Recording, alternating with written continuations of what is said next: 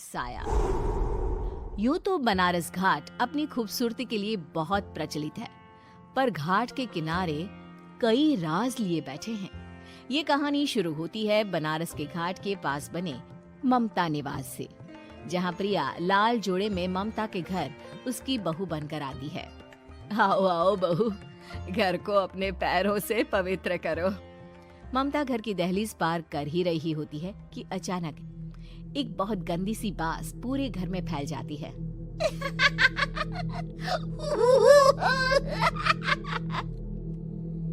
ये बदबू और ये आवाजें, ये कौन हंस रहा है माँ?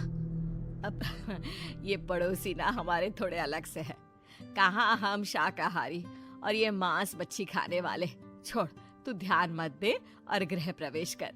और हाँ बहू, अपनी सास की एक बात हमेशा याद रखना, इन पड़ोसियों से तो कभी बात नहीं करेगी। अच्छे लोग नहीं है ये। अपनी सास की ये बात मानेगी ना बेटा? हाँ माँ, जो आपकी मर्जी, मैं उनसे बात नहीं करूंगी। अगले दिन प्रिया अपनी पहली रसोई बनाने रसोई घर में जाती है। ये छोकी बात तो नाक में जा रही है। एक काम करती हूँ, खिड़की खोल देती हूँ। प्रिया खिड़की खोलने जाती है। इतने जाले, लगता है इस खिड़की को कभी खोला ही नहीं गया। पर ऐसा क्यों? ओह, नॉन वेज की स्मेल आती होगी ना। 2 मिनट के लिए खोल लेती हूँ, फिर बंद कर दूंगी। प्रिया खिड़की खोलती है। खिड़की खोलते ही उसकी नजर सामने वाले घर की खिड़की पर पड़ती है, जहाँ एक लड़की खड़ी होती है, हाथों में मेहंदी, लाल रंग की साड़ी, बिल्कुल सजी धजी, मानो प्रिया की तरह ही वो भी नई नवेली बहू हो। वो प्रिया को देखकर मुस्कुराती है। हे भगवान, माँ ने तो इनसे बात करने को मना किया था। प्रिया फौरन ही खिड़की बंद कर देती है और तवे पर चढ़े रोटी की ओर देखने लगती है, पर वहाँ रोटी न होकर मछली पड़ी होती है। ये क्या?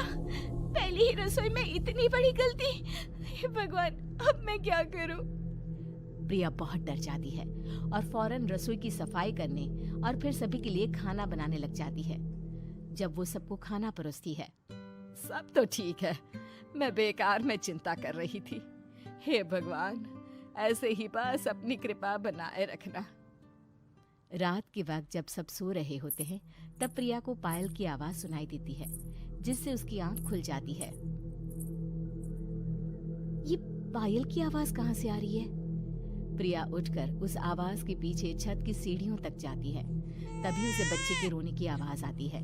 प्रिया छत पर जाती है तो क्या देखती है?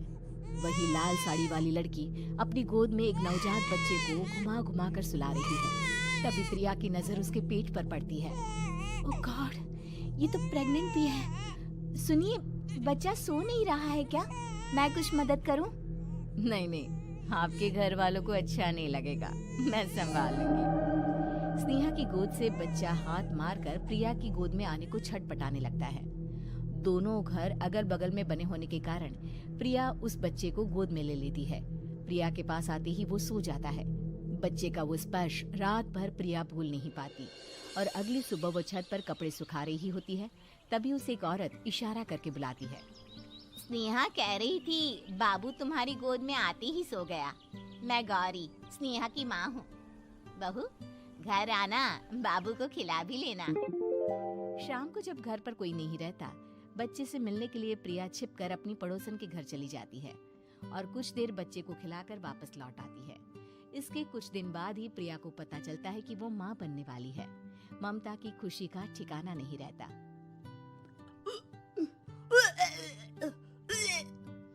माँ जी, पता नहीं क्यों उल्टी आ रही है। प्रिया भागती हुई वॉशरूम में जाती है तो हरे और लाल रंग की उल्टी करती है। उस उल्टी में से कीड़े निकलते हैं।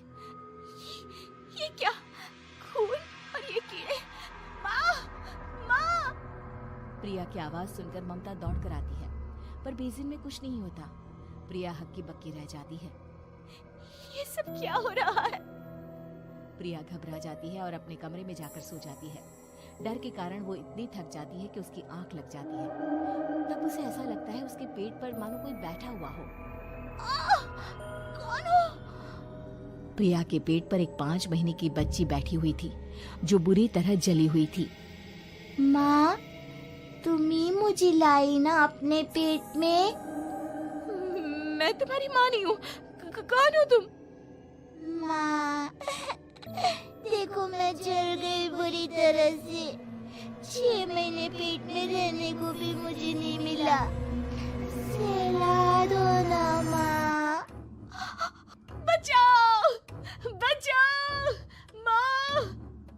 ममता दौड़कर कमरे में आती है। प्रिया की बातें सुनकर वो सब समझ जाती है। तू कहीं बगल वाले घर में तो नहीं जाकर आई ना बहू?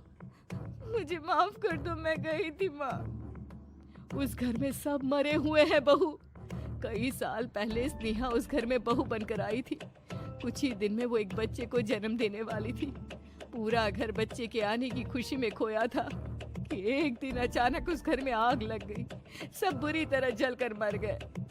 गौरी आज भी दादी बनने का इंतजार कर रही है और इसीलिए स्नेहा ने अपना अजन्मा बच्चा तुम्हारी कोख में डाल दिया। ममता ये कह रही होती है कि पीछे से उसके पैरों को एक बच्चा पकड़ लेता है। दादी, दादी। माँ, स्नेहा की गोद में यही बच्चा था। ये बच्चा कौन है फिर? तेरी मौत है। तेरी भी दादी। जिस चीज का ममता को डर था वही हो गया। ममता निवास के ऊपर मौत ने चादर बिछा दी थी। प्रिया का पेट ऐसे बढ़ जाता है मानो 9 महीने का हो। 2 हाथ उसके पेट से बाहर निकलते हैं। बहू, संतोष को फोन कर, किसी पंडित जी को बुला बहू।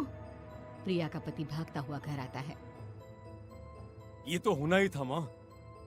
तेरा बाप तेरे सामने आ गया तो तू सह नहीं पा रही है।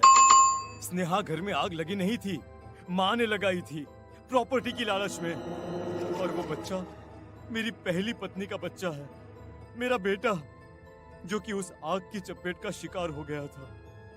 मैंने तुमसे ये सब माँ के कहने पर छुपाया था। मुझे माफ कर दो प्रिया। तुम अगर चाहो तो यहाँ से जा सकती हो।